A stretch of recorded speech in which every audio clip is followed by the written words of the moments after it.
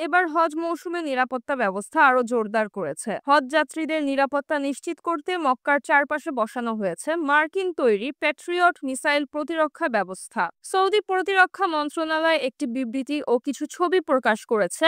সেখানে দেখা যায় মক্কার আশেপাশে এই আধুনিক ক্ষেপণাস্ত্র প্রতিরক্ষা ব্যবস্থা বসানো হয়েছে। মন্ত্রণালয় জানিয়েছেন, এই পদক্ষেপের মাধ্যমে হজ যাত্রীদের নিরাপত্তা নিশ্চিত করাই আমাদের লক্ষ্য। এছাড়াও একটি পোস্টে দেখা যায় একটি সামরিক হেলিকপ্টার কাবা শরীফ ও আশেপাশের এলাকায় আকাশপথে নজরদারি করছে। সৌদি কর্তৃপক্ষ জানিয়েছে, এবছর কয়েক মিলিয়ন মুসলিম হজ পালনের জন্য সৌদি আরবে যাবেন। তাদের নিরাপত্তা নিশ্চিত করতে সব ধরনের ব্যবস্থা নেওয়া হয়েছে। প্যাট্রিয়ট সিস্টেম অত্যাধুনিক প্রযুক্তি ব্যবহার করে তৈরি। এটি ব্যালিস্টিক মিসাইল, ড্রোন ও অন্যান্য আকাশপথের হুমকি মোকাবেলায় সক্ষম।